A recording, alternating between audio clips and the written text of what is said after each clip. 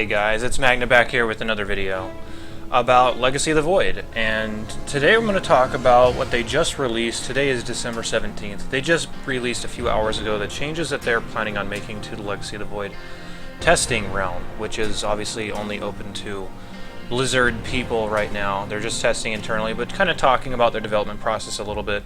We're going to kind of tie this into what we've talked about before in the Legacy of the Void analysis. And also, I've made my own wish list for things that I want to see in Legacy of the Void, which I will just link right there at the bottom of the video, so you guys can check it out. So, let's talk about it. The first thing that they talked about was no real change to worker counts right now.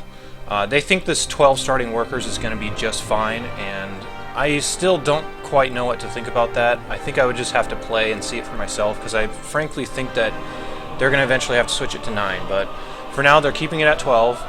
They're changing the mineral patches so that half of the mineral patches will start with 750 minerals, which is half of what they were before. So you'll basically have 4 patches at each base that are going to be full minerals from Heart of the Swarm, and 4 patches that are half the amount.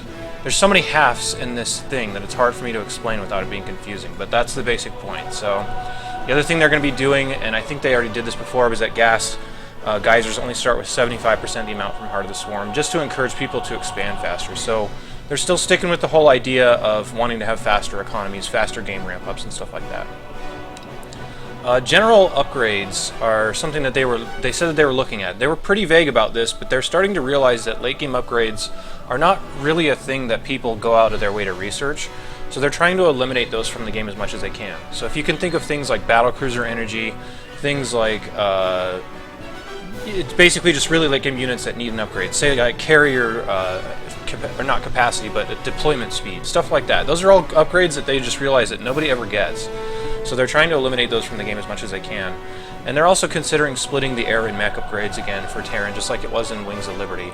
As of right now, they are combined into one, but in Wings of Liberty they were separate, and they combined them because nobody really got air upgrades, or it was just kind of a pain to do one or the other. So I think they're trying to gear Legacy of the Void a little bit more towards switching, or rather choosing between one of these two, rather than just having kind of both. So I don't know what to really make of that, but anyway. The hurt changes. Based on how much they've changed this, it doesn't really seem like they know where they want to go with this, but they changed the tech level to Armory, which is weird considering it's a barracks unit. It no longer deals splash damage because it overlapped too much with the Hellbat. The no longer effective for cost was something really weird. They literally just listed that word as a description of it, and I don't really know what that means. So I guess that, I don't know. I mean, if you look at the rest of the effects here, it kind of seems like they want a way to just push away Banelings and push away Zealots and stuff like that from the fight, which I think is cool, but the fact that they're saying it's no longer effective for cost kind of means that it's yet another sort of band-aid unit for biocompositions to try and make it work. Whereas the ultimate band-aid unit right now is Widow Mines, and they're often just way too cost-effective. So I don't really know what to make of that comment, but the other effects, as you can see if you've read ahead, is that there is now a knockback on the grapple effect, and this may be me just gleaning a little bit too much from what they're talking about, but I already don't think that they're very confident with these changes. It kind of seems like they don't really know what to do with this unit, but I, in general, really like the idea of it being something that helps deal with Ling Baneling especially, so that Terrans can do something different other than Widowmine, Marine Marauder every single game. It'll be a little bit more of a positional game with these units being out, and maybe it'll help a little bit more against Zealots. In my video about asking for new stuff for Legacy of the Void, I actually asked for Ravens to take more of this role. It looks like they want to put this on the Herc, so whatever. Banshee changes, they just said that these are being too annoying in their testing, and they wanted to remove the range there to try and tone them down just a tad. So they just removed the +1 range on there. Nothing too crazy. I still think they're going to try to make this be a thing in Legacy of the Void in the late game, so going forward with that. Cyclone changes, this one struck me as weird as well, because they're now talking about the fact that a lot of people have expressed concern over the game being too tailored around high-level play and not enough around casual play. So they decided to make the lock-on ability auto-cast and rebalance it accordingly, which is weird because the biggest problem with this unit is the fact that it doesn't really have a unique role that hasn't already been filled by, say, like a Reaper or a Hellion already. So I don't get what this unit is doing right now, and honestly, I still expect it to change quite a bit, but that's what they said. So, moving on. Let's talk about the Lurker. This is a really mild change. This was one of their inclusions in the whole upgrade change thing, and that was that they used to have a upgrade on Hive for Lurkers so that you could make them shoot just a little bit further, but they just removed that and added it by default, which, fine, no big deal there whatsoever. It's basically about the same as moving the battlecruiser energy upgrade. Like, people barely even notice it's there anyway. So, Infestor changes. You'll notice that I talked about this in my Zerg analysis video a little bit about this unit, and making it too... I was worried about it being just too much of a catch-all, in the sense that the ability that they added was being able to buff the flat damage on the unit. So they wanted it to make it so that Zerglings were more effective and they would kind of have more burst damage for the Zerglings. But my biggest worry was what was stopping them from just applying it to a whole bunch of Hydralisks and Roaches and just buffing their whole army. And they listed basically that exact same reasoning for removing this ability. So they basically said you could accomplish the exact same thing that they wanted to accomplish with the late game Zergling upgrade anyway. So it really seems like they don't have any idea as far as what to add to the Infestor. I haven't really talked about this very much, and I didn't really talk about it in the Legacy of the Void wishlist video, but I think you need to start exploring more options with Neuroparasite with Infestors, because right now the unit's just not very useful. So, I don't know. We'll see where they go.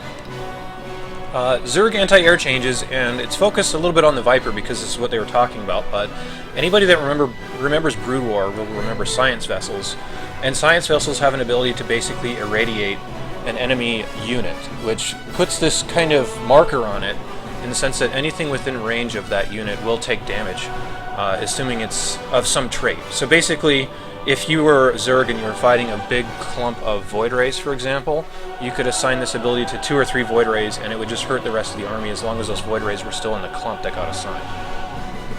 They were already starting to talk bad about this idea, saying that it's a little bit too easy for people to just fly the affected unit out of there and then just destroy it or let it destroy itself. So they started playing around with the idea that once it destroys that unit, the area of effect still takes place in the spot where that unit died. So it's almost as if, imagine a really super slow storm, Psystorm, that you've just applied to one unit, and then it would keep going for the duration of the storm. If that unit moved or whatever, it would follow the unit.